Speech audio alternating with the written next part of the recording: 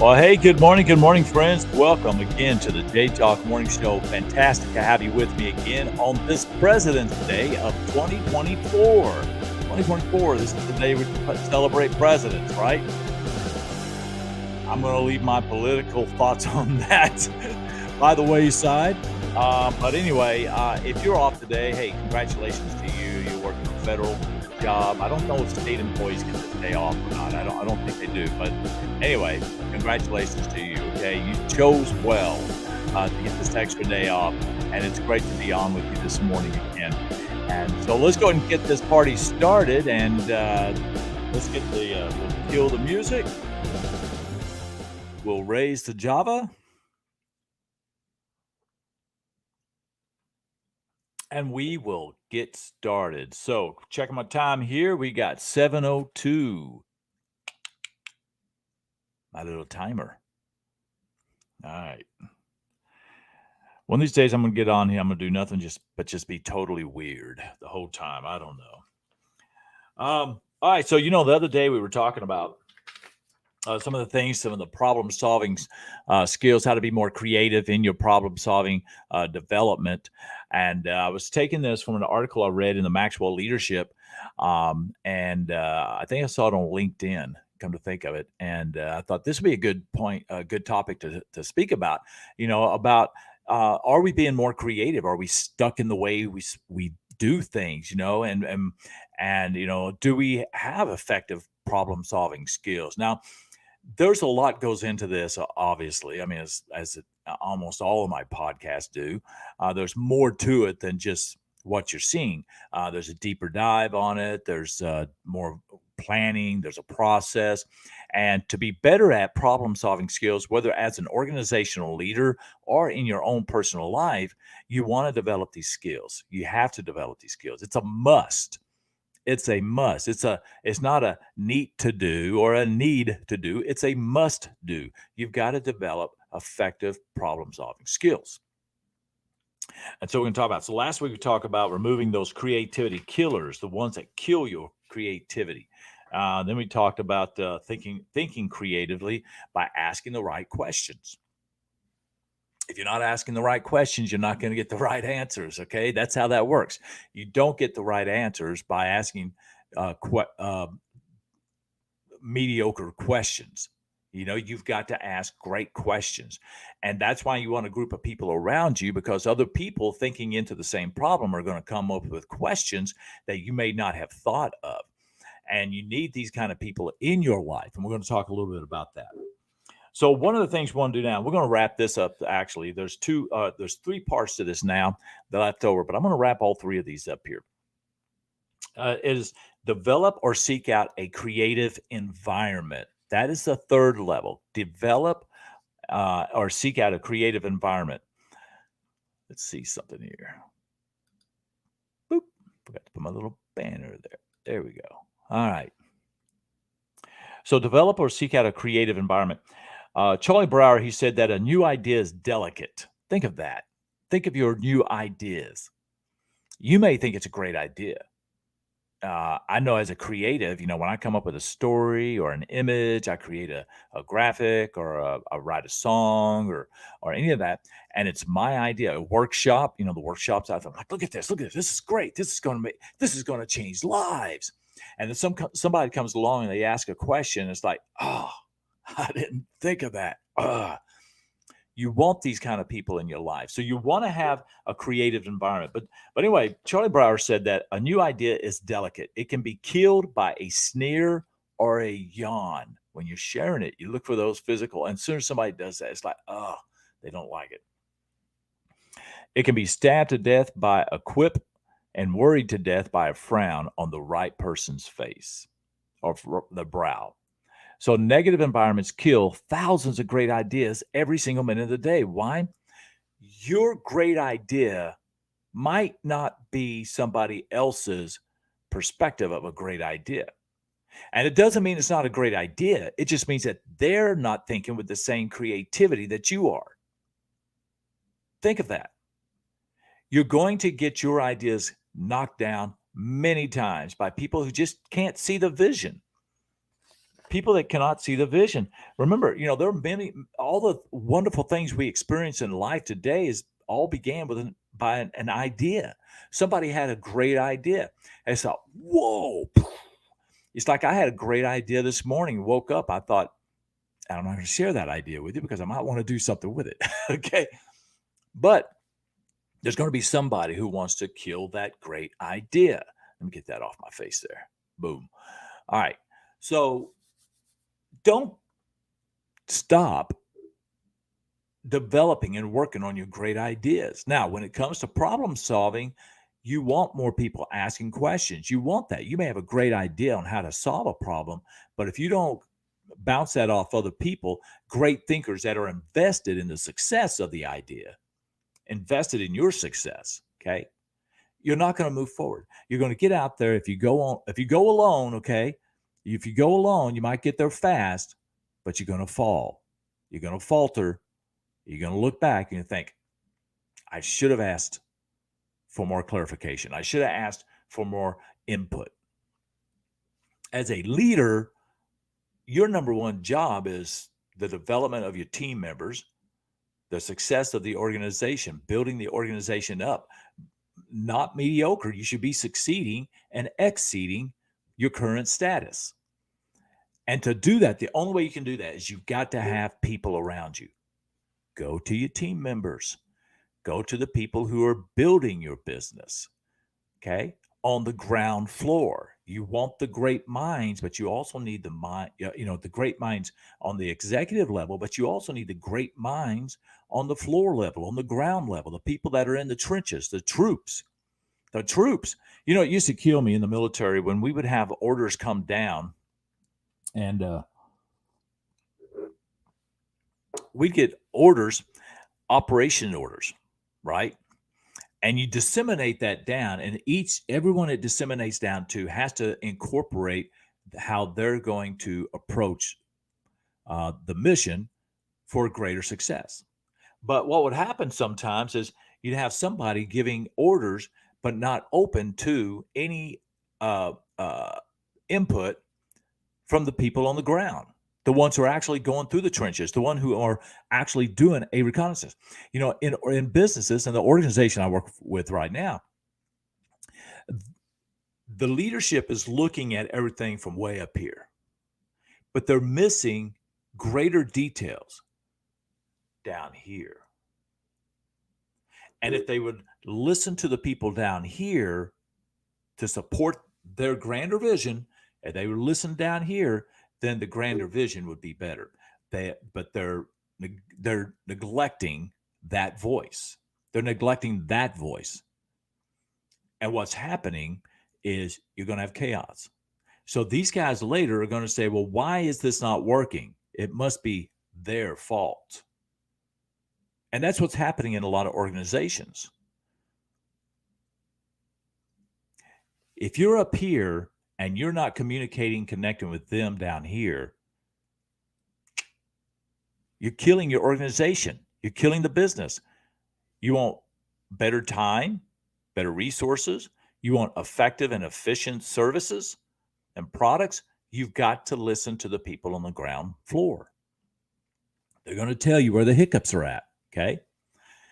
So you want to be able to develop a creative environment, other great minds in that effect. So make sure you place high value and trust on members and their individuality. Their ideas matter. Think about it. The best idea in the room is never going to come from one person alone. It's always going to be a collective of other minds coming together and say, how can we do this? I've got a meeting tonight with some men and hopefully some women if they show up, that are invited. But I'm putting a band together. And it's kind of a daunting task, to be quite honest with you. It's kind of a daunting task. I'm used to doing the solo acts, right? But I'm putting a band together. Well, that's a group and a team effort. I can have the grand vision of what I needed to look like. But the meeting down here is to familiarize everybody with each other and then, talk about the grand vision and how they can fulfill that grand vision and what they can do. They're great ideas. And I ask, come with great ideas. Come with great ideas. Don't come just ready to implement whatever's thrown at you. Come with great ideas so that we can all be in this together and make this a great show. Make it a great show. It's not just about the guy standing in the front of the band with a jumpsuit on, okay? It's about everybody because one man cannot make a band, okay? One man cannot make a band, not a full band, okay? In your organization, one man, one person, I'll say one person, cannot make the organization. It takes everybody on the team. Embrace those who have creativity. Set that kind of environment. If you know people that are great thinkers, they have a lot to contribute. They're problem solving. They navigate ideas well. Get them on board. Ask them for their input. Focus on innovation, not just invention. This is a thing that gets me. Sometimes we have to think we have to be the first to come up with a great idea. No, take ideas and make them great. Take the ideas of other people. Innovation is one of the greatest things that's helped our whole existence, our society. We took an idea, we made it better. Can you imagine if Steve Jobs would have stopped with the first Apple computer? Right? I invented a computer. My work is done. No, you can't, because we live in a world now where I'm using it up here. Where our phones, our computer is in our hand. Our computer is on our desk. Our computer is in our briefcase. Can you imagine carrying around that big clunky? And for some of you younger generation, you're going to have to Google image it, I guess, because that's the only way you're going to know. But the computer is huge. It's a big box on a desk. You couldn't carry it in your pocket. You couldn't carry it in your wallet. You couldn't carry it in a briefcase. It was a huge, big box. Processor, monitor, speakers, keyboard.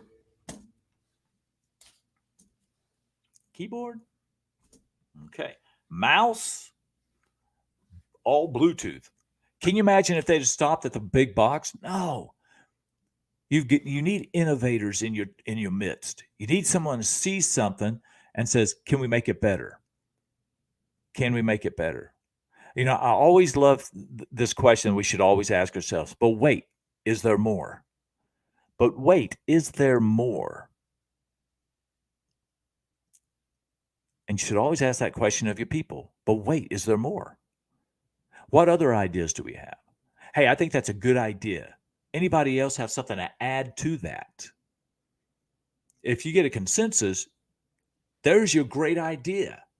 And you go with it, you run with it, you implement it, you trip, you stumble, you fall, you fail, you falter, and you make it better. You constantly innovate. Okay? So that's developing that creative environment. Be willing to let people go outside of the lines, drawing outside of the lines, okay? And appreciate the power of a dream. Appreciate the power.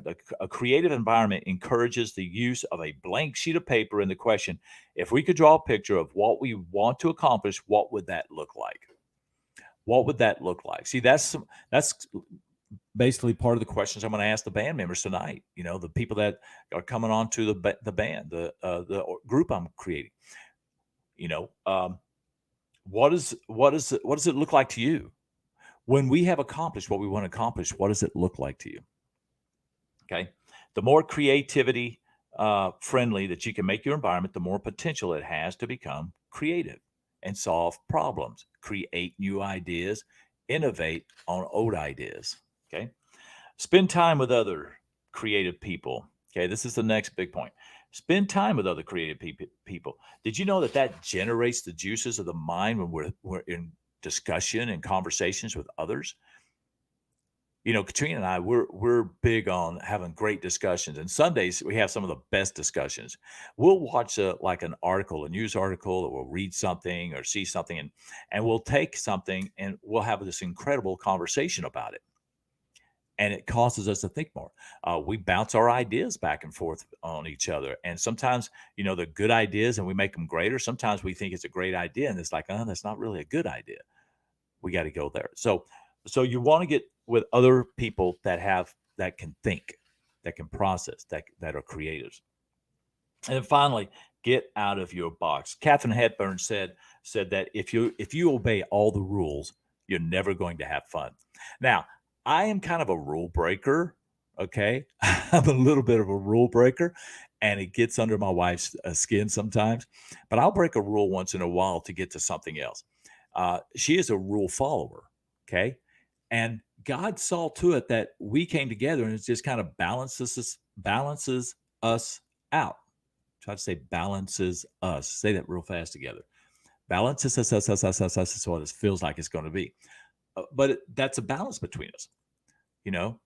And you want those kind of people around you. You want people who see the guidelines, they see the rules, they see the process, they see the standards. You need those people. You also need people who will look outside of the box and think, yeah, but wait. Now, I'm not saying she's a stickler, because she has also a great creative mind, and she'll think outside the box. And that's how we stimulate each other's brains to be more creative. But you want to get outside of the box that you're in. You know, the way we did something yesterday isn't necessarily going to work with the way we want to do things today. And whatever we're doing today to be successful, today's success is not an indicator of tomorrow's success. You've got to think outside the box constantly. So when problem solving for your organization, when problem solving for your family, when problem solving for your personal life, you've got to think outside the box. You got to think outside the box. You got to say, what if I did this? What would happen? In fact, you need to ask the what if and the as if. Act as if and ask the what ifs. What if this works out instead of what if this fails? And if you're a doomsday warrior, okay, if you're always asking, okay, what if it fails? What if I destroy this? What if I can't do this? Flip that around and say, well, what if I succeed? What if I can do this? What if I did this and we win? What if I start this band tonight? We end up being a great show in the area. What if? Think on the positive. You got to move forward. But if you ask the what ifs, okay, act as if, and then ask the what ifs. What if this doesn't work? Okay, identify. Well, what's going to prevent it from working? Sometimes we want to avoid that negative. When what we need to do is dive into the negative and ask the questions to bring us forward. Okay. Sometimes when we're taking 2 steps forward, we need to take a step back.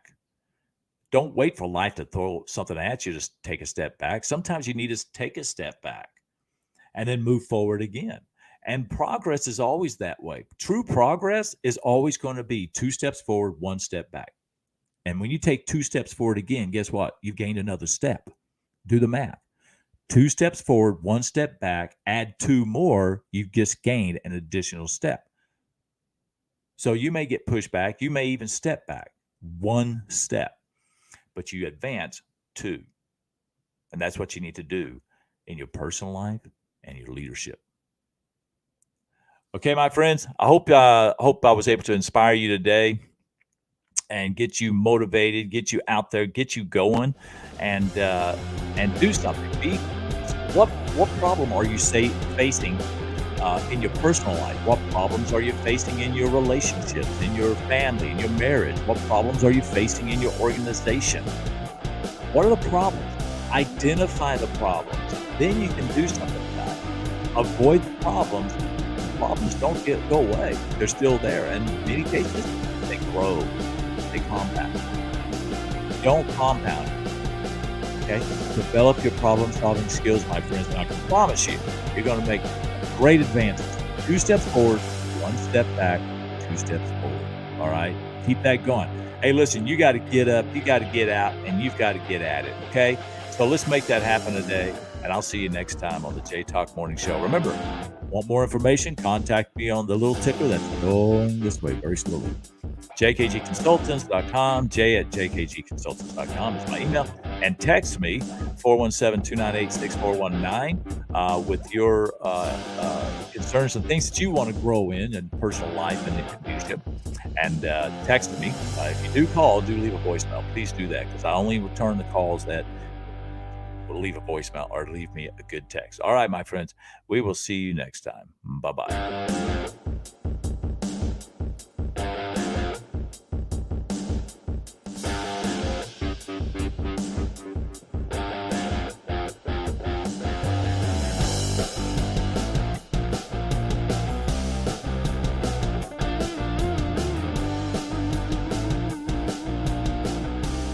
Oops, forgot one thing.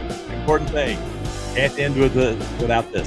Get up, get out, and get at it. Okay, there we go. Now you can go. Bye bye.